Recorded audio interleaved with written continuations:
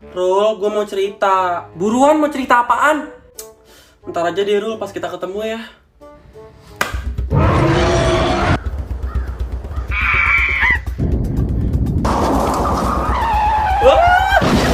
Rul, gue mau cerita. Ntar aja deh Rul, pas kita ketemu ya.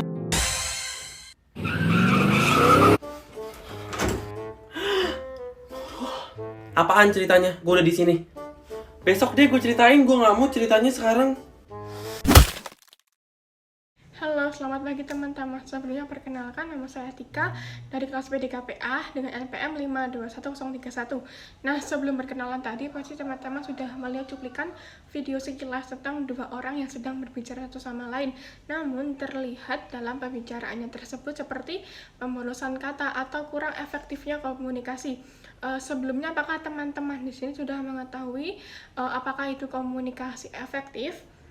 Jadi, komunikasi efektif merupakan pengiriman pesan dari seseorang kepada orang lain, sehingga komunikasi tersebut dapat berlangsung efektif dan lancar dengan komunikator sebagai pengirim pesan dan komunikan sebagai penerima pesannya.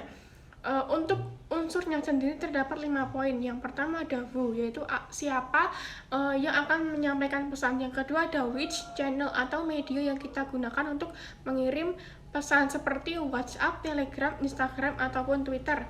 Yang ketiga ada what, yaitu apa yang ingin kita sampaikan. Yang keempat ada to whom, yaitu kepada siapa pesan tersebut kita sampaikan. Yang kelima ada efek, yaitu efek-efek yang mungkin timbul ketika menyampaikan pesan, meliputi respon dari penerima pesan seperti pemahaman terhadap isi pesan yang disampaikan. Arah komunikasi berorganisasi tersendiri ada 4 poin, yaitu komunikasi ke bawah, yaitu dari individu tingkat tinggi ke individu tingkat rendah. Contohnya adalah bos dengan karyawan, lalu komunikasi antara rektor dengan mahasiswanya. Yang kedua ada komunikasi ke atas, yaitu komunikator berada pada tingkat yang lebih rendah dalam hierarki organisasi daripada penerima pesan. Contohnya adalah seorang karyawan yang menyampaikan laporan hasil kerja kepada manajer atau seorang pegawai yang memberikan saran kepada pimpinan perusahaan. Yang ketiga ada komunikasi horizontal, adalah komunikasi yang terjadi antara individu atau departemen yang sejajar dalam struktur organisasi tanpa memperhatikan tingkat hierarki. Contohnya ketika departemen pemasaran berkomunikasi dengan departemen penelitian dan pengembangan untuk mengkoordinasikan peluncuran produk baru, atau ketika tim produksi berinteraksi dengan tim pelayanan pelanggan untuk memperbaiki masalah produk mereka. Yang keempat ada komunikasi diagonal, terjadi antara individu atau departemen yang berada pada tingkat hierarki yang berbeda dan berbeda fungsi dalam struktur organisasi pula. Sebagai contohnya seorang manajer pemasaran yang berkomunikasi dengan seorang analisis keuangan untuk menyusun strategi anggaran pemasaran yang efektif. Lalu ada penghalang komunikasi efektif.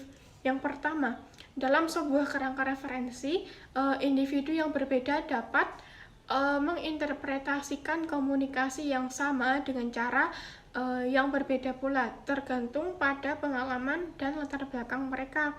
Contohnya dalam sebuah rapat tim, ketika seorang manajer menyampaikan rencana proyek, seorang anggota tim yang memiliki latar belakang teknis mungkin menginterpretasikan rencana tersebut dengan fokus pada aspek teknisnya saja, sementara anggota tim yang memiliki latar belakang bisnis mungkin lebih memperhatikan implikasi finansial atau strategisnya.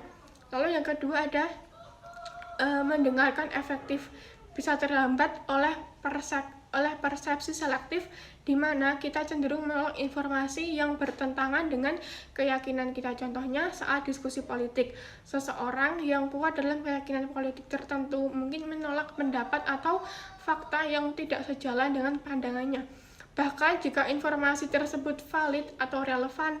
Yang ketiga ada pertimbangan nilai, melibatkan memberikan penilaian awal terhadap pesan sebelum benar-benar memahami keseluruhan komunikasi.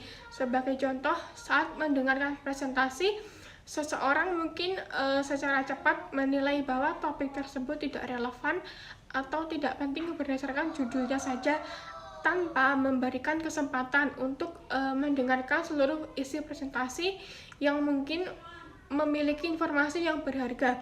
Yang keempat ada kredibilitas sumber, mengacu pada seberapa dipercayainya penerima pesan tersebut, pesan terhadap komunikator tersebut, baik dalam hal kata-kata maupun tindakan yang disampaikan. Sebagai contoh, jika seorang dokter yang dihormati memberikan nasihat tentang kesehatan kepada pasiennya, pasien tersebut akan cenderung untuk mempercayainya dan mengikuti seluruh saran-saran dengan keyakinan karena dokter tersebut dianggap sebagai sumber yang kredibel dalam hal medis.